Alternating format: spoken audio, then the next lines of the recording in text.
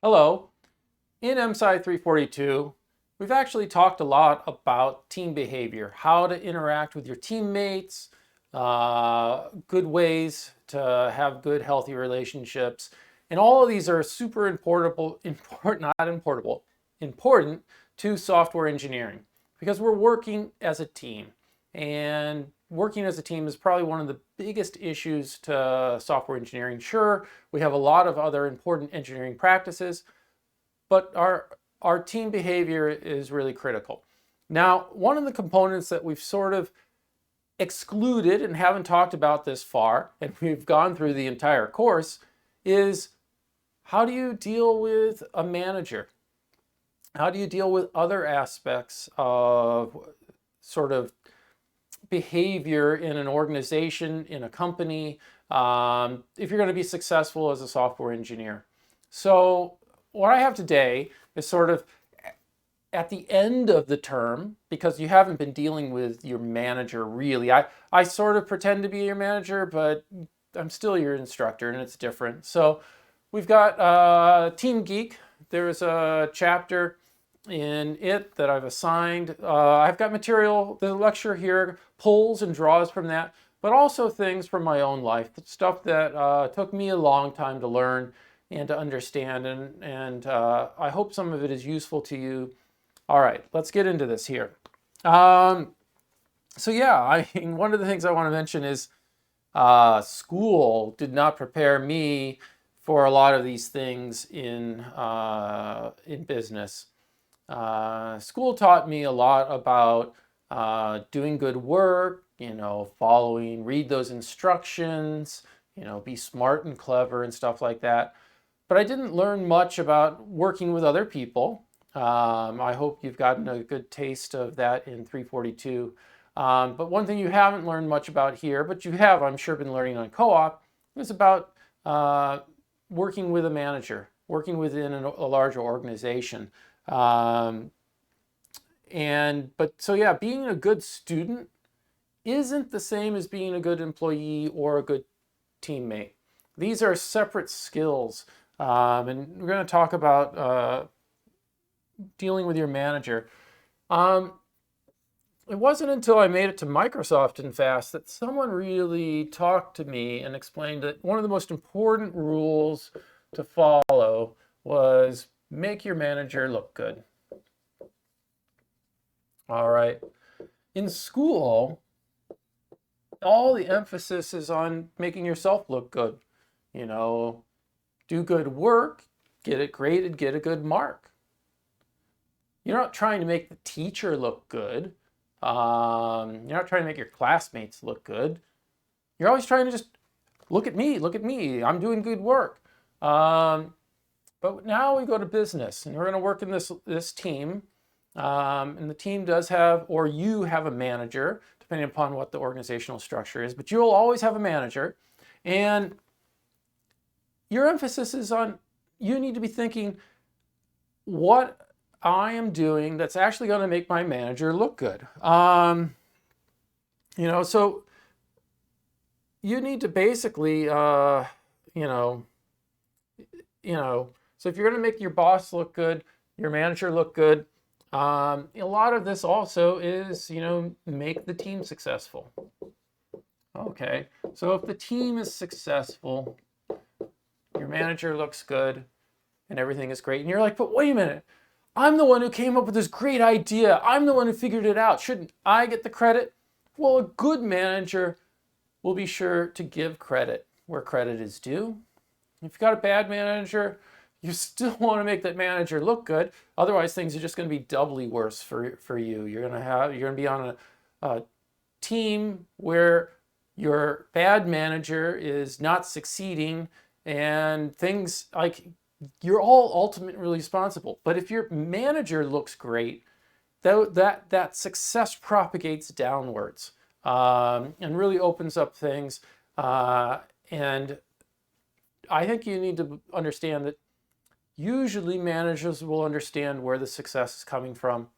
But that being said, if you want to be sure, the next piece of advice is your annual reviews or your biannual, or how often you do it. And these are, your manager is gonna run these. These are very common in companies. Most of the companies that I've been involved with, yes, you yourself as an employee prepare input into the review process. And in that process, the important thing to do is your job is to sell yourself. Okay? This is where you explain to your manager how you made your manager look good. Well, you know, hey, look at all those successes that the team had the last year. Oh, they're all because of me. Or look at my contributions to your success or our success as a team. So you really need, when it comes annual review time, you should not criticize yourself, okay? So never find fault in yourself. When it comes to these reviews, only thing that you're doing when you report on your annual review, well, I want to be honest, I also messed this up and I had this problem. See, I want to be humble. The annual review is not a time to be humble. The annual review is a time to make the strongest case why you are a good employee and you deserve a bonus, promotion, and so forth and so on. If you put things in there that are self-critical of yourself, you will be giving your manager, especially a bad manager, an easy way out to give you a lower score, which results in less pay and less promotion and so forth and so on.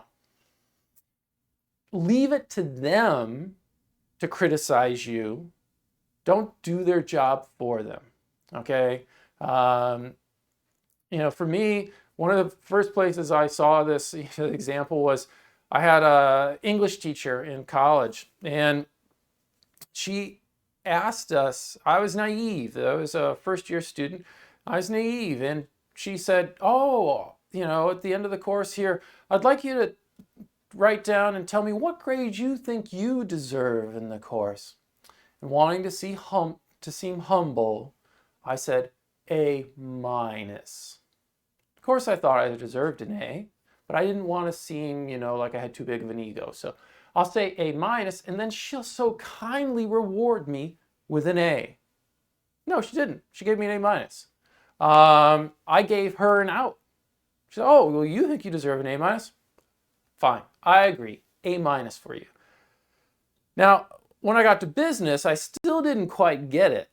But eventually, in talking with people and dealing with mentors, I learned, yes, stop telling people what's wrong. You know, if you're, you know, I'm highly self-critical, but let them do it, not you. Okay. All right. What else should you do? You're on this job. Okay. Well, an important thing is to pursue extra responsibility, but this does come with some caveats. So this is an idea that basically you want to show people how great you are. And one of the ways you do that is you take on new things. But don't get ahead of yourself. And this is where I always had problems. You basically need to do your level, and then, so whatever your current job expectations are, your level. So if you join major corporations, you'll often be leveled and you'll have some number representing where you are in the company's belief about what sort of your responsibilities are. So do your job expectations, do them well, and then start to do the level above it. Okay? In other words, if you are so good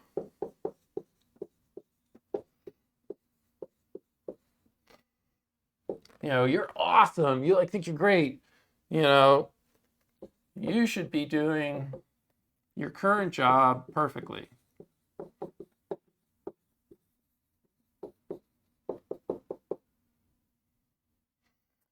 All right. For example, why should someone promote you to level 11 if you're not doing level 10 perfectly or great or amazing or whatever?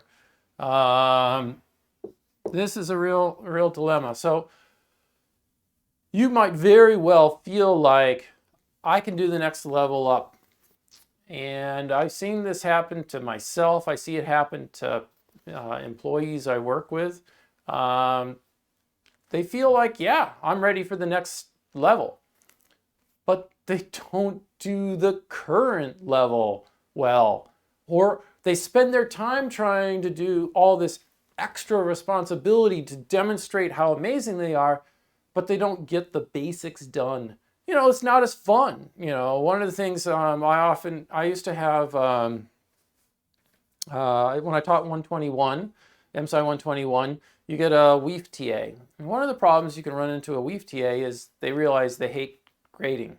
But their job is almost all grading. And that's their first primary responsibility, is grading in that course. But instead, I've had TAs who really want to, run special help sessions and other sorts of things. That's sort of another level up.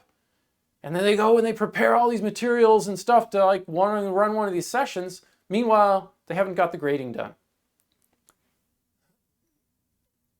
It's backwards. You got to get your first job done. And if you're really good at it, you should be able to have some time left over to tackle some additional stuff, or at least do it so consistently and amazingly well that everyone's like, yeah, okay, you are ready for some extra responsibility. And then you can ask for some. You can talk to your manager in your weekly one-on-one. I feel like I'd like to take on some jobs or tasks that have more responsibility to them. Oh, okay. But if in their mind they're like, yeah, but you aren't even reviewing the code correctly. Oh, you keep submitting things with bugs. Oh, you're not showing up on time for stand-up and all sorts of things like that. Why should they give you extra responsibility? They're not going to. And if you attempt to do it while not doing the other job, that really makes people upset. So you want to advance. Great.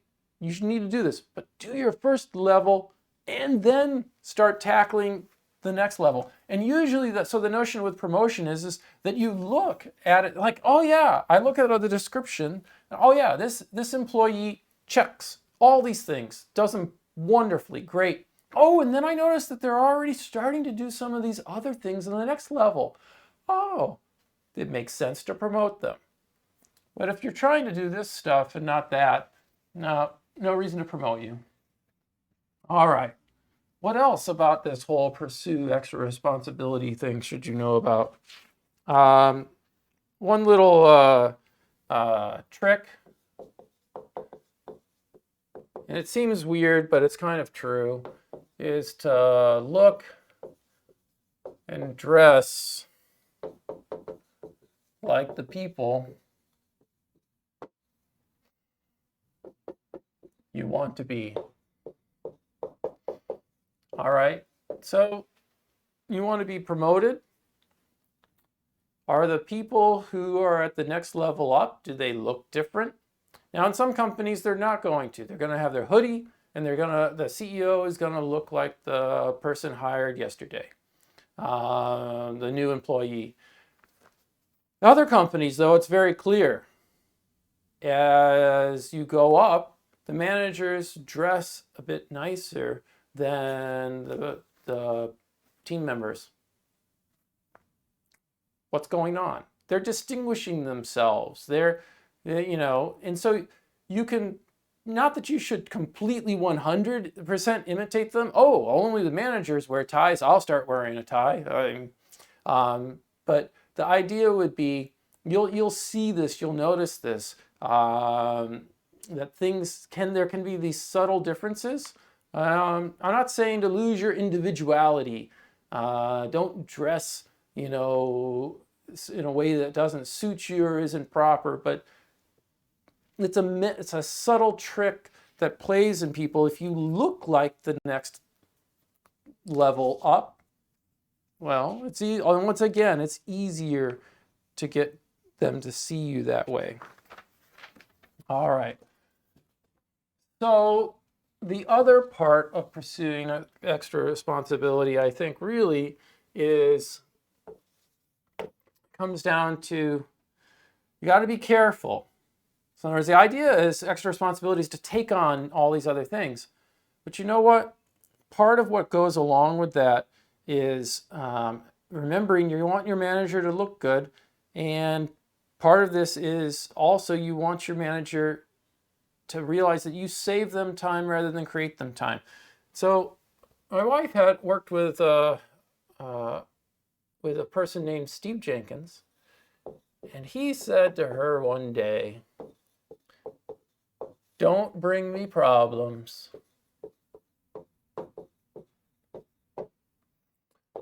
Bring me solutions." And I think this is an extremely good perspective to have when dealing with your manager. And in fact, probably when dealing with anyone, but especially with your manager. They don't need another email or another meeting with you where you recount all the problems that exist. But if you were to say, "I've noticed that there's a problem. I've got 3 possible solutions. Which should we do?"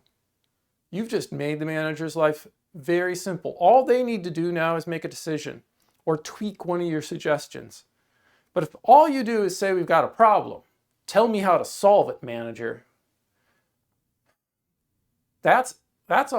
Now, not only do they have their regular job, they have to go figure out the solution. Figuring out the solution really is your job.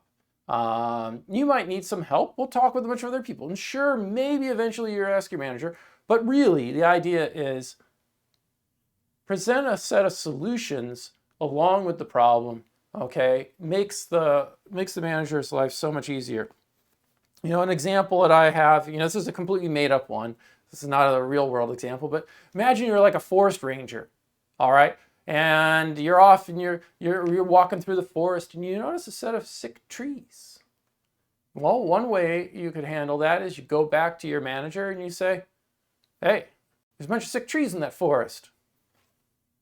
All right, manager's got to decide what to do and whatever. Another way would be to go, "Oh, I noticed there's a bunch of sick trees. I've mapped them out. Here's my plan, and I think this is what we should do with them. Do you approve?" Ah, wow. That is so great. Look at that extra level of responsibility that you've taken on. You've shown me that you're able to identify and solve problems without my assistance. Oh, I approve that. That's great. That's wonderful. You're saving me so much time. Okay. So a big part of this in life is you should be reducing the work for your manager.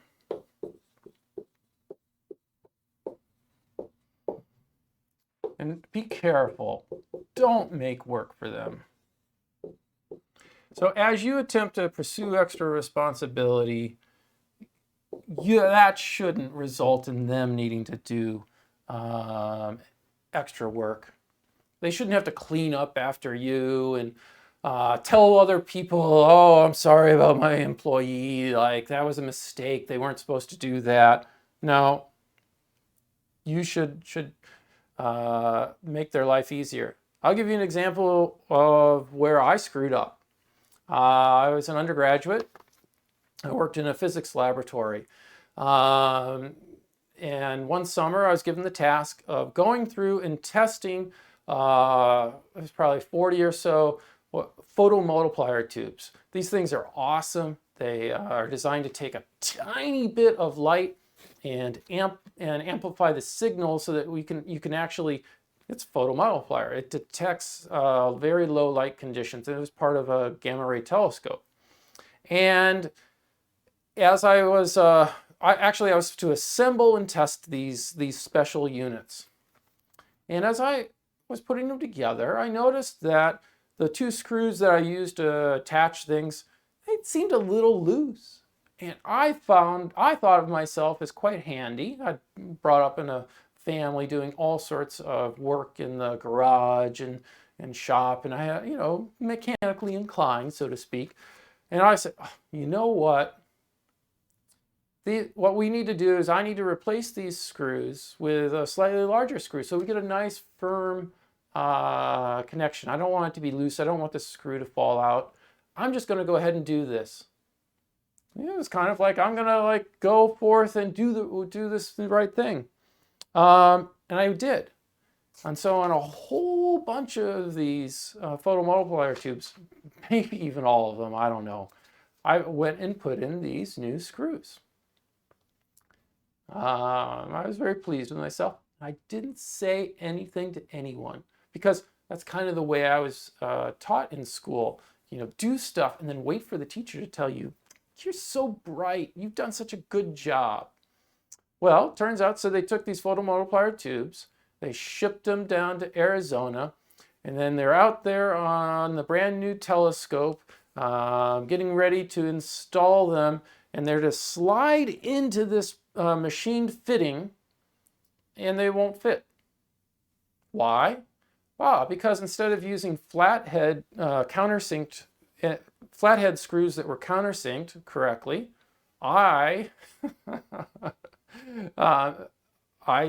used screws with a round head that sat outside of the smooth cylinder and thus would not allow it to actually go into the hole.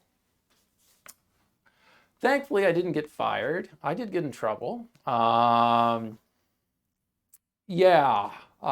felt very stupid about that.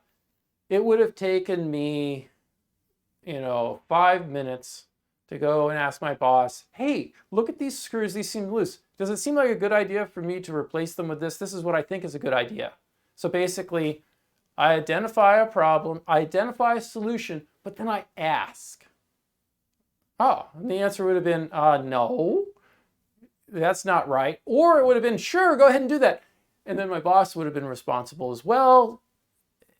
Not just mad at me, but we both would have been a mistake. Now, I wouldn't have made the boss look good, but all I did here was make the boss look bad. They trusted me to do the right thing, and I did the wrong thing, and I ended up making my boss look bad. Not a good thing. As I mentioned before, we can kind of summarize this thing as you want to, when you deal with your manager, usually present choices to the manager, things to do, and let the manager pick. So you might think, you have a great solution. One thing, don't always just present the one solution. Usually come up with some alternatives. And that way, when they see that, oh, okay, we can see pros. Oh, yeah, I'll take that one. And often it'll be the one you wanted, okay? So present choices to your manager. If in doubt, ask, all right. Another important thing in dealing with organizations and managers, I think we should always remember, is that mistakes mean that you're learning, okay? If you're never making any mistakes, you're probably not doing much learning, okay? So you need to occasionally push yourself outside of your comfort zone, basically to grow new abilities. So, yeah, maybe you aren't comfortable with a piece of technology, or you aren't comfortable with automated testing or something. It's time to take on those things, take on that stuff. The reality is when you do this, though, because you're in a new area, you don't know stuff, it's going to be challenging, and you're bound to make some mistakes. But remember, those mistakes mean that you're learning. Okay, you need need to push yourself. When I was in high school, I was a terrible bicycle racer. In other words, I was very bad, not surprising.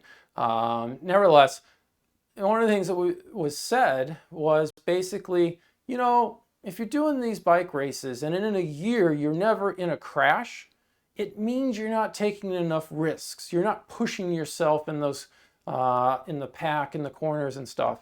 And I've always kept that in mind. That's a good notion, which is you need to sometimes take risks, push yourself in certain ways, and be prepared that yes, you are going to fall flat and you're going to make mistakes.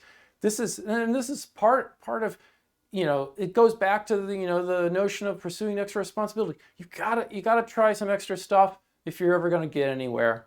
But know that you'll make a mistake, but that means you've learned. Now, with that in mind, the other thing to know about mistakes, this is something that was said at Microsoft, and I quite like it, is that it's okay to make a mistake once, not twice. If you make the mistake more than once, you just show yourself to be incompetent. You show that you have not learned anything. So, show that you've learned. Don't make the same mistake twice. It's okay to make it once. We're going to tell you you made a mistake. Learn from that. Great. All right? Absolutely. What else should you do? Well, I think a great thing that I've seen of wonderful employees is they anticipate needs. Okay, so they understand what the manager needs, and they go ahead and take care of things so that it turns out not to be a problem for the manager. They end up reducing work for the manager, and the manager sees this and realizes it, and it's great. And in some respects, you might have this be known as, be proactive. So don't just sit around, but actively engage in things. And, I see that this is going to have to get done. Go ahead and take care of it. Be proactive. Get it done. So in other words, you realize something needs to be done.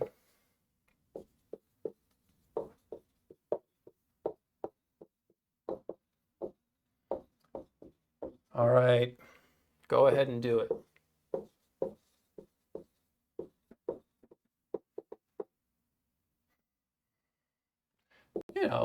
And let your boss know. Look, I took care of this. Or on your annual review, you keep track of all these things, all right? Something along those lines. But a good person also has a fine sense of know when to ask first. So my photo multiplier tube mistake, I didn't have the maturity yet to understand that I should have asked. Maybe there's some knowledge that I'm missing, some context in my solution. So yeah, I was proactive. I thought that was great, but I made a big mistake. I should have had a better sense to ask. So in this mind, consider the risk of making the wrong decision. So if you only are going to waste your time, no problem. If you do something, though, that wastes tons of people's time or makes the manager involved and you've screwed up. Your anticipation has been wrong. But again, this blends in with this whole notion of taking those risks and pushing yourself. Sometimes you're going to have to try things and make mistakes. If you never take on things, you never go and just get them done, you just seem like the employee who always has to be told everything to do. You shouldn't have to be told everything to do. You should be able to understand what needs to be done in a lot of cases and just get it done. Also, keep in mind that, do your job first. So being proactive and anticipating needs doesn't mean neglecting your responsibilities on your job. Oh, I saw something over there. Well, if you forgot to do what you need to do over here, you've messed it all up now. You can always, ask your manager. It's usually not a bad choice. Provide them some choices.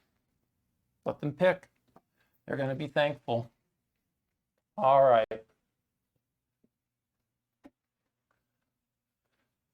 Now, one of the things I see sometimes when I've dealt with co-op students, for example, who are very fresh and don't have much experience yet, is they misinterpret what the boss is, what the manager is.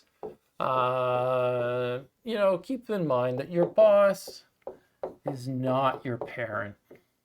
They're not mom and dad. Now, for some of you, maybe they are if you're working for the family business. But in general, your manager is not going to be your parent. But for a lot of people, they're outside of their normal family, and then they've got this authority figure who's telling them what to do. It's very familiar to what their parents might go do this, go do that. Well, okay. But then they get all wrapped up in this. They don't understand that the person's the boss, and they can be really affected because, I gotta tell you, they don't take critical feedback very well. Critical feedback does not mean they don't love you. They're not attacking you. They don't love you. They better not. I don't know. But you have to be an adult with your manager, and you're going to make mistakes, and your manager has to tell you that, and you have to not take it personally. You're human. Your manager shouldn't be degrading you and stuff and shaming you, but they have to tell you when you didn't do things right.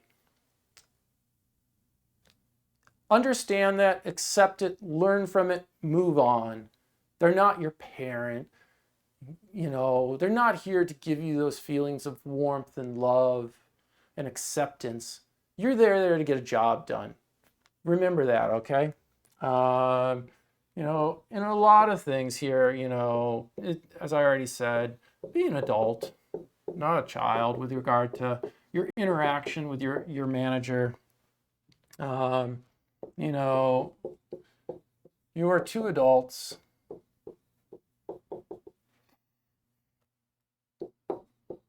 But the manager is the boss, or the manager is in charge. All right, and so you keep that in mind. That's what the relationship is. Now, this goes along with the notion that your boss is not your friend, at least not at work. Maybe after work, you guys can be friends and go golf, ride bikes, go to the clubs. I don't care. But at work, they're not your friend. Okay? A friendly boss.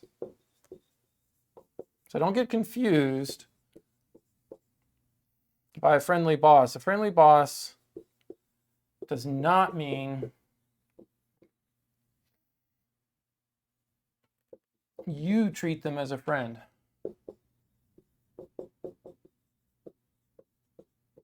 So in other words, when they ask you to do something, or they ask you to work late or whatever, don't be like, oh, come on, we're friends. Don't because you feel like you've got a friend, work to manipulate the relationship the way friends unfortunately do if one person asks someone else to do work. I see this in 342. Students' feedback from when I make the teams is one of the things that they're like is, one of the things, because I didn't have friends on my team, I actually found myself acting more professional with my classmates, and that was really nice, But when I have friends on a team, often, I might show up late because I know they're not going to criticize me that much because we're going to go out and have fun later. And I'm their friend and they need me, so I will take advantage of that on the project. Students write that. They admit it. Keep this in mind. Your boss is not your friend, and don't treat them that way. And just because they are friendly it doesn't mean that, oh, we're friends now. Just because they don't demand you to treat them a certain way. You need to keep this in mind. They are still your boss. When they ask you to do stuff, you need to do it. Okay. All right. What else do we need to know? To be a good employee, you do need to question things you are unsure about. And I don't mean ask for help. I mean, this is things that you don't think are quite right.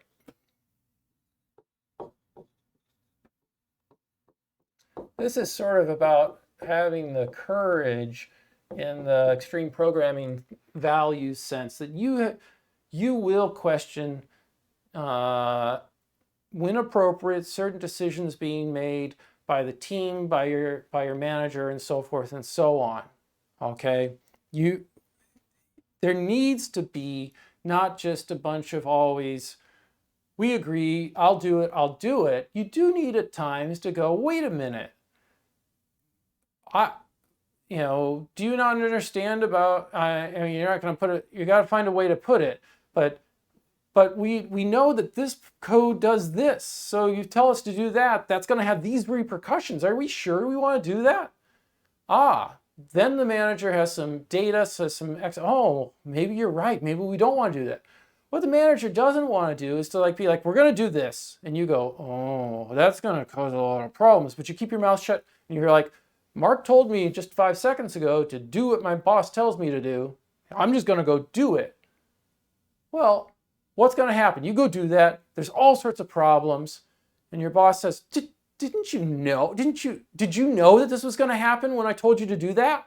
And you're going to probably end up having to lie and be like, no, I had no idea. I mean, speak up. You got to speak up. It is again these your two adults working together.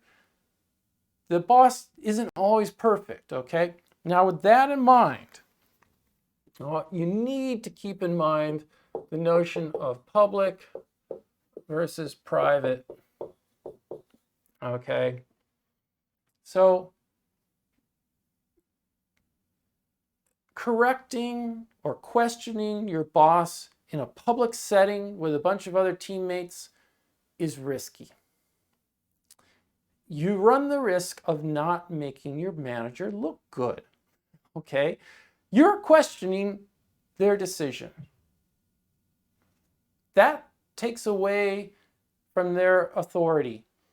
And they need that authority to help manage and lead a team. They need to be respected as the leader of the team. And if you chip away at that, you're making their job harder. You don't want your manager's job to be harder. You want them to look good and you want to make their job easier. So you have to be really careful about when you're in public, how do you word it? So you need to word this very carefully. So you're gonna be, if it's important and it needs to be said now before all the plans which are based upon the following notion happen and everything goes to heck, you'd better speak up then and there, okay? But you need to phrase it such as, I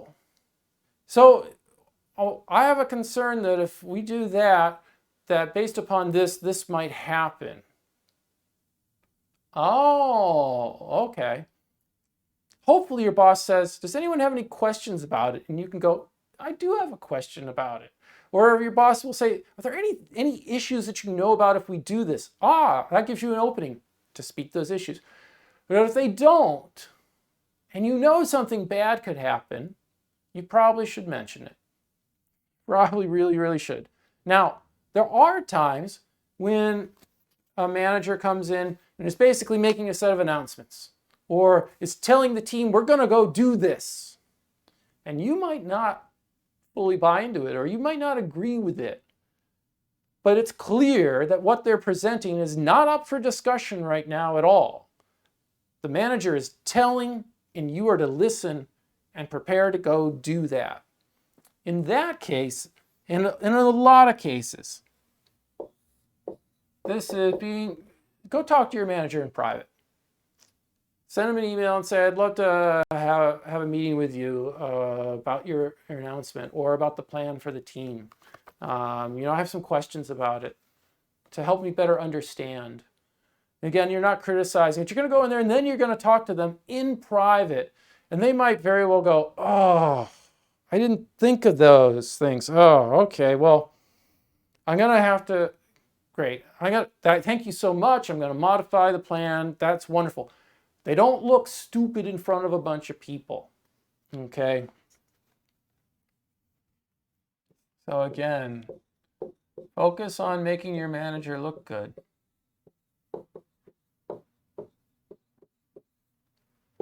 Don't challenge authority. They need that to get their job done. You need it so that the team runs well. You might be able to function on your own without a strong leader, but there's a lot of people on your team who cannot. They rely upon faith and belief in that what they're told is correct. And if you chip away at that, they will be losing all their motivation, and the whole team's going to suffer. You're not making the team effective. You're not making your manager look good. You're not helping yourself. Be really careful about that. How do I know that? I've made this mistake way too many times.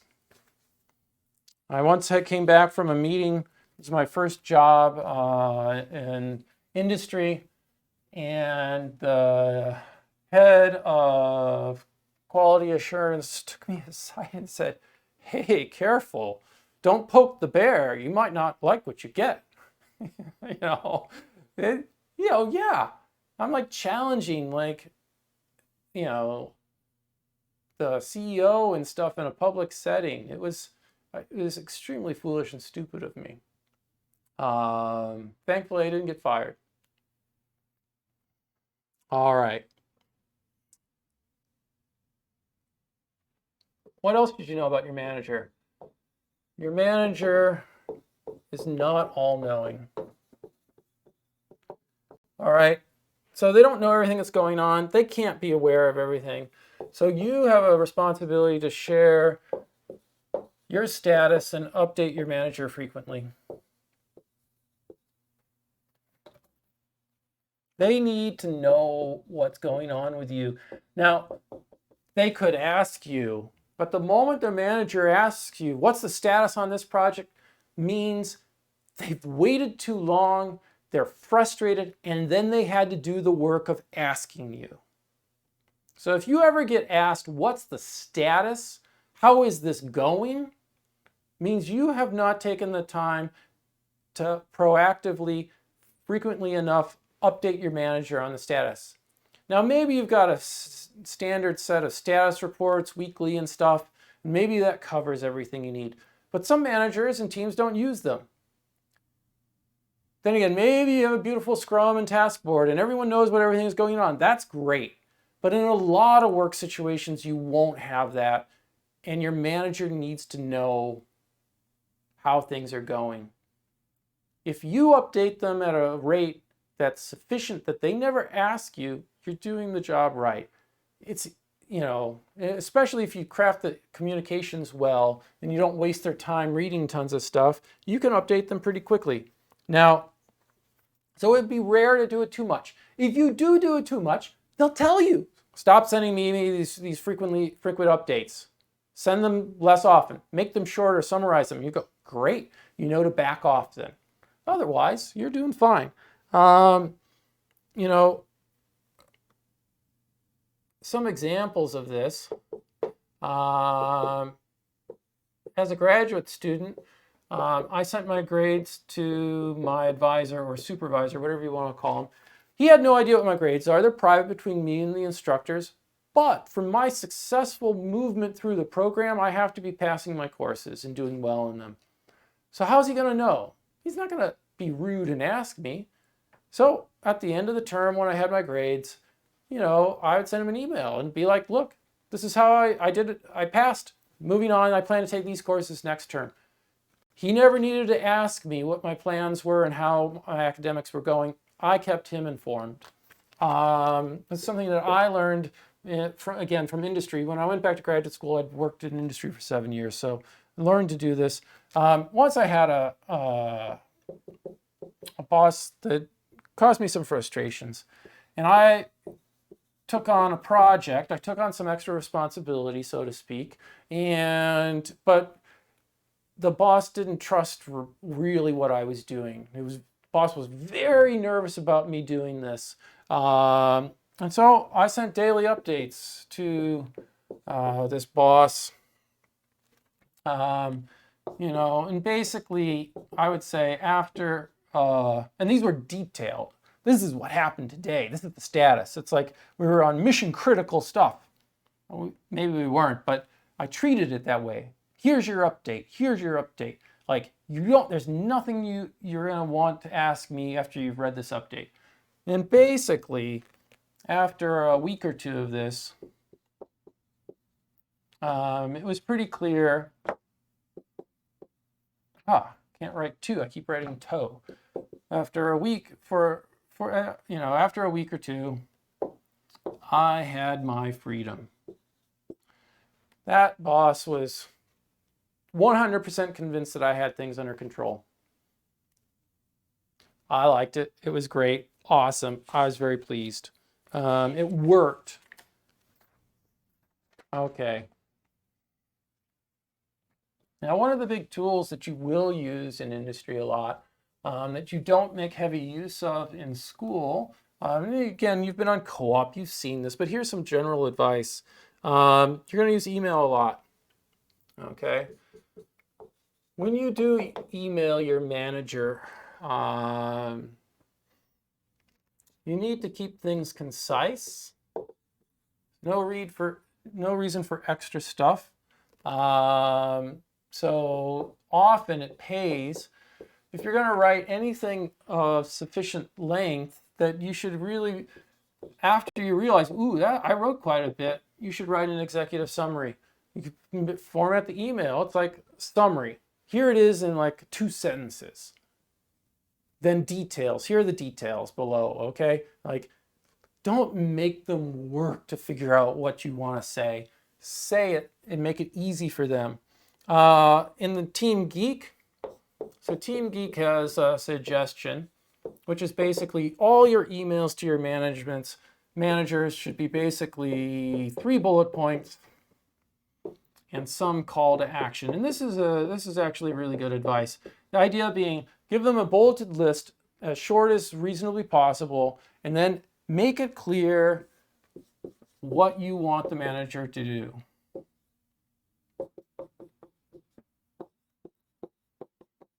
What do you want from the manager? Is it make a choice, make a decision? Is it give me advice, give me suggestions? What is it that you need them to do? Likewise, if there's lots of info, if it's going to be a long email, basically put at end. Could even be often at end. You can even put it after your signature. By the way, P.S., here are all the details. So you might very well be, here's the summary, or here's the 3 bullet points, call to action. Full details are at the end of the email if they want to read them. This, by the way, is really good because you often need to provide enough info to show that you've done your homework.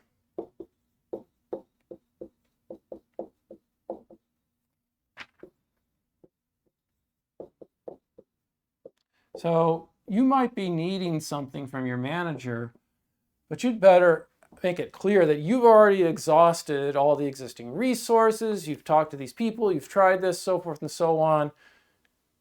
Don't make them think like, well, it's obvious. You should do it. Should have gone and done that. And then you're like, I already did that. And they go, well, then what about this? And you go, I already did that. And you end up with these back and forth emails and you waste your manager's time. Don't do that. I've tried this, I've tried that, I've tried this, I've tried this, I've tried this. None of these things have worked. Do you know who else I could contact? Do you know what else I should try? And they read the list. Oh, you need to do this. Saves them time, makes their life easier. Keep that in mind. Email to a manager, watch for your grammar too, your spelling and all that sort of stuff. It's important. You are representing yourself. They want to see that you know how to speak correctly and write things correctly. You need to have a fair dose of humility, respect, and trust in email as well. This is some real quick general advice here. All right, so let's say you get a, let's say you are angry. That's a warning sign. You shouldn't write email when you're angry. All right. So what should you do? Some things to do is you can, good habit to get into is to draft without anyone in the to or CC lines, okay? So you're like, reply all. Furious email, send, disaster. Don't do that. What you want to do is go ahead and hit reply all, then delete the to and the CC so that if you accidentally hit send, it will go nowhere. You do not want to write something that you're going to regret and accidentally hit send. So get in the habit, if you know that you might be in a problematic mood, or you know that you're writing with some venom when you're replying, get rid of these, okay? And then the idea basically is write one to calm yourself down, and rewrite a nice email. And often, great technique is ask questions. This is kind of like doing the reviews on pull requests, but ask questions rather than criticize. So I don't understand, in other words, or be like, if it's this, I would think it would be this. Could you explain why or how it's this way or whatever? Word it as in like you admit, because this is often the problem, you are lacking context. So you need to ask the questions to get yourself that context, okay? By the way, often you might not get a reply from someone on an email. Rather than sending them a nasty email saying, why haven't you replied? Great trick to do is to send them an email and said, I can't seem to find your reply to this email. Maybe it got lost in spam or something. Could you please resend it? They'll get that and they'll go, ooh, I never sent you one. Oh, they'll go and quickly send you an email. No one's lost any face. Everything's cool. You got your answer. You gave them an easy out. Keep those things in mind. That's using your humility, respect, and trust. After you have a meeting with a manager, so after a meeting with manager or other meetings, but really at least with your manager, I think if you're going to be a good product manager or program manager, you're going to get in the habit, you're going to be in charge of summarizing these meetings, and you really need to get in the habit, after you meet with someone, you write an email summary of that meeting, okay? Your email has to then have whatever the to-dos, the action items, whatever we want them to be. We shouldn't have meetings that don't have resulting action items in them. Otherwise, why did we meet? And we should always know who's to do what. Okay, so you summarize. So you might meet with the manager. Your manager tells you, oh, this. and you keep track and you go, all right, we met. You told me to do this, this, this, this. You said you would do the following. And then you conclude with, basically, if not correct, please reply all. Okay. So you give them, you've documented the outcome of this meeting. You summarized it. These are the action items, to-dos. These are who is supposed to do what, maybe with dates as well. And then you say to all those people, oh, if this isn't right, you let me know. Well, if they're being lazy, they're not going to let you know. But that means you're right because they never replied. All right. Keep that. Get in that habit. It'll go far. What are you supposed to do if you have a bad manager? Well, Team Geek has some advice. I don't have too much of advice about it. You should do everything right. Don't give a bad manager an excuse to be vindictive about you because you're not doing your job. All right.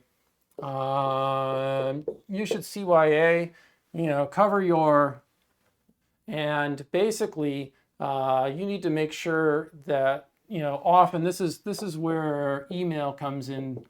That's where, if you write those emails, the summary emails, you're going to CYA very well. You're going to have it all in writing.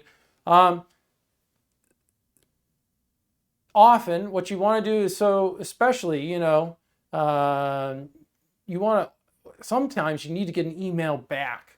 And you might need to ask people, please confirm. And then you get the confirmation email back from them. And then you've got, good. We said this, you confirm this to be the case. It's like signing a contract. You got to, do it wisely. But,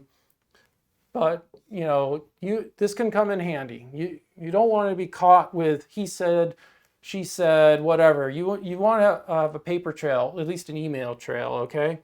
You need to find someone outside the organization to talk to.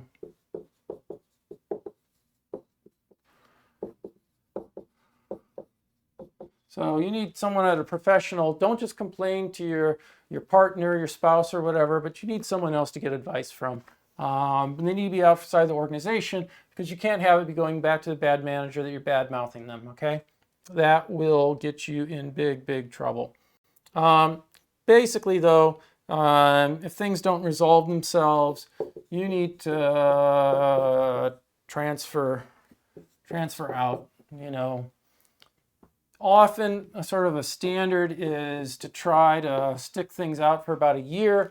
If you haven't succeeded in fixing the problems after a year, you realize things aren't good, no one's going to give you problems. By the way, bad manager doesn't mean a harassing manager. If harassing, this means you need to report them at the appropriate level, either human resources or law enforcement, okay? Bad managers are just... there's problems, not that they're doing things illegal, okay? All right. Whew. A lot of stuff so far. We got a few more things to wrap up. When you are not the boss and you feel like the only way to manage things is to be the boss, is to manipulate, and so there is this notion of how can you manipulate your organization. So what do we need to do to manipulate our organization? A lot of this comes from Team Geek, and I agree with them, actually. It's easier, you will have heard this one before, but it's easier to ask forgiveness than permission. And this is sort of comes about taking those risks and stuff, but what this was really all about is often you will run into organizations where if you start asking, can I do this? Or can I get in other words, I have an idea. Can I do my idea? You might run into all sorts of, no, that's our responsibilities. You're not allowed to do that. That's only for us. And just sometimes take care of things, get it done. And then if you get in trouble, ask for forgiveness, okay? you're like, well, one hand you tell me to ask my boss, the other hand you tell me not to. Like, what is it? What is it? This is really tends to be more about dealing with not your, in my opinion, not so much your manager, but like often organizations that have lots of bureaucracy in them. Sometimes it's just better to get it done. Find a way. Don't just get it done. Then later, if someone gets upset, say, "Oh, I'm so sorry, but look, it's already built. It's already functioning. It's already working." They give an example. They quote this Googler, Chigmeng Tan, which is, he says, so at Google, he basically every day, his notion was to come in and do the right thing and wait to get fired. You're like, what does this mean? The idea was to do it when doing his job. The notion was, you know what?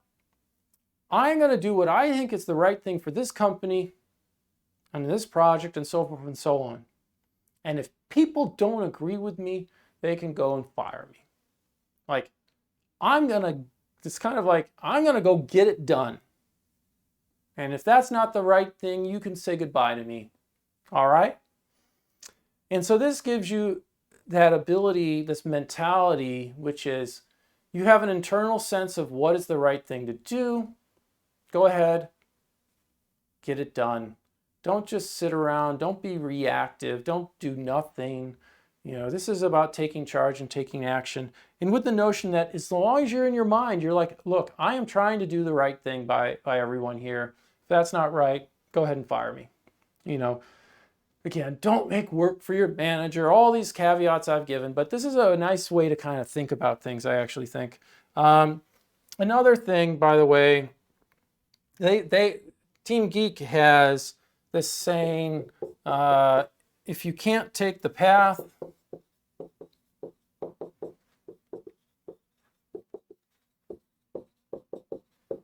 make the path. And this comes into things a lot of the times where you want to get change to happen in the organization, and then there's a proper way to get things done, and it doesn't seem like it's ever going to get you anywhere. So you need to find some other way to sort of manipulate the organization. What can really work are sort of grassroots approaches. Basically, if you can get everyone on board with an idea, such that everyone believes in it, you're probably going to be successful with it. You don't need, eventually, the manager finds out everyone on the team thinks this is the greatest idea in the world. They're going to fight the entire team? No, but if it's just you might never get anywhere. So sometimes work with the grassroots efforts. And going along with this is the notion, I actually think, give away ideas. So if you have lots of good ideas, give away some to some other people. Let them take it, run with it. You don't have time to do everything. It's good for the team. It's good for the company. It's good for the business. They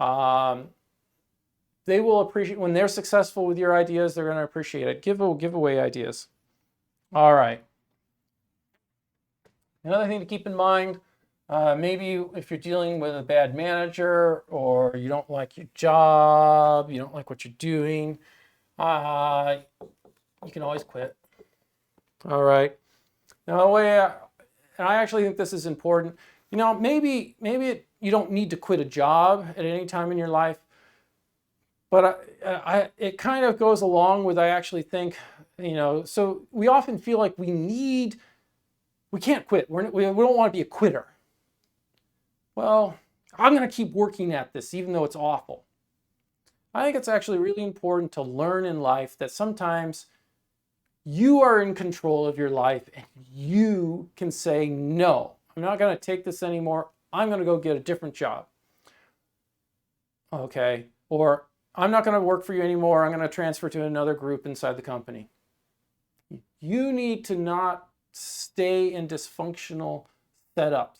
You need to be willing to leave. When it comes to personal relationships, I always say it's important that at some point in your life that you actually dump someone. So in other words, we're in a relationship and it's not going well. You should be the one to dump them at least once in your life so that you know that if you are in a bad situation, you have the nerve, the courage to say it's done and it's over with and to move on, rather than to always be dependent upon the other person to make those decisions and to decide how long the relationship lasts and stuff like that. Same thing goes with jobs. Sometimes you need to know that you have the power to go get another job, that you're not forced to stay in a job that you don't like or don't want. All right, almost done. I know this went on too long. There's this whole notion of managing up. So to manage your manager, again, keep your manager updated. Keep them aware of what you're doing. When you're doing things, under promise, over deliver. I worked with someone on my first job, and he had a reputation of the manager asked him, when will this be done? He would give a date, a time estimate, whatever. And sometimes they seemed maybe a little long, but you know what? He never, ever missed a date that he gave.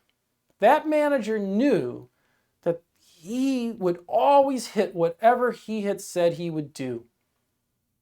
That made the manager's life so much easier. They didn't have any doubt about it. All right, you say it's 3 days. 3 days, it is. That's great. Now I can plan around it.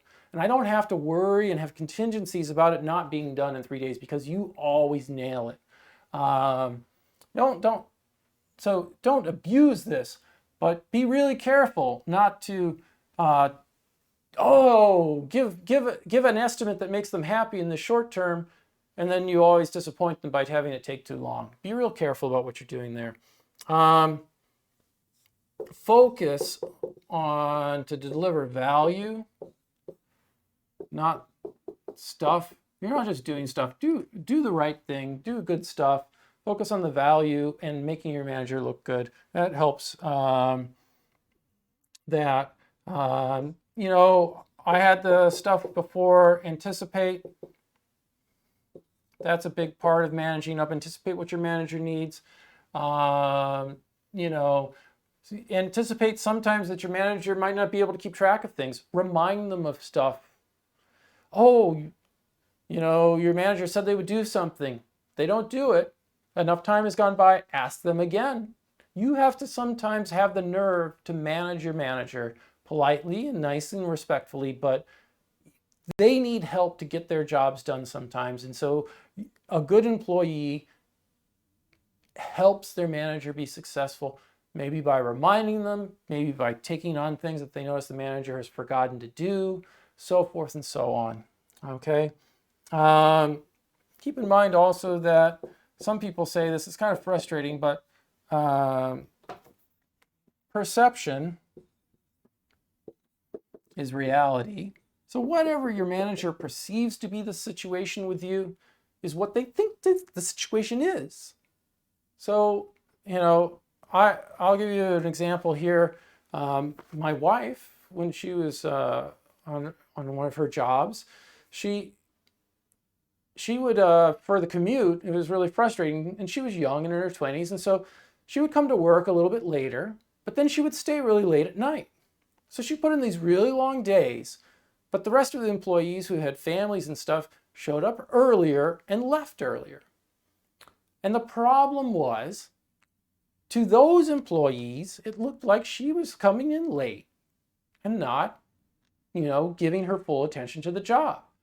And so one of the things her manager told her is, he understood that she was working really hard. He said, one of the tricks you can do is before you go home, you send an email.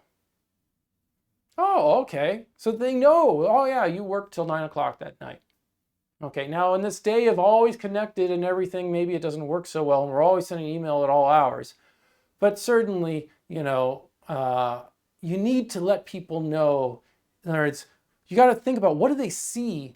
What do they observe? That's what their perception of you is going to be. And so you need to sort of give them signals and things to change that. Another thing is I'm not known for keeping a neat and tidy office and desk. But when I was in graduate school, I actually didn't spend too much time in my cubicle, but it was in a public area and I knew that my advisors and other professors would see it. So I, for the entire time as a graduate student, made certain that I always took the time before I left my desk to tidy it. And I might not be there for several days, but it always was tidy, so that if they'd either come by and there I was working, or there was my desk and it was nice and tidy. Oh, Mark must be a nice and tidy person. Oh, well organized. Well, it was pretty easy because I didn't do much there, but it was kept tidy. Perception, reality. Okay. Final advice. All right. Get yourself a mentor. This is really valuable. So you need someone who's senior. It's sometimes, they're better if outside your group. But if you can't find them outside your group, that's fine. You just can't complain as much to them because then they might tell other people that you're complaining about stuff. You need someone to talk to. They know or knows how to climb the ladder, so they can give you advice on how to get promoted and how to achieve things. Keep in mind that most people like to help, and so actually giving advice, how should I do this, so forth and so on, is something that a lot of people would be happy to give. So asking for help, asking for advice is great. And I don't mean like badger them constantly, but maybe quarterly. Sometimes could even be more frequent than that if you're working with them frequently. And you can get advice from them. Throughout my entire career, having someone who could give me advice who is more senior has been very, very, very important. And the majority of the time, this person is not my manager. Your manager is involved in evaluating you, figuring things out. They can give you good advice, but they can't give you too much advice about themselves. So you need someone outside, someone who's not the manager, but who's someone senior who can go, well, this is the way things work at this company, or, oh, I know your manager and maybe you should try this and that, or, oh, when I was in your position, I found that this was a really successful tactic to use, so forth and so on. Now, you might, for example, find, oh yeah, there's another management engineer who graduated a couple of years before me and they're at the same company. Look them up. Make friends with them, go have a coffee, whatever. They can give you advice. Now, not all of them are going to be great, but keep this in mind. It can be extremely helpful. And if you're in a position where you're like, I don't know what to do, I can't seem to I feel lost at work. Do you have a mentor? If not, you really should be looking to find one. Okay, they can give you someone to talk to, help you in so many ways. I highly recommend it. Okay.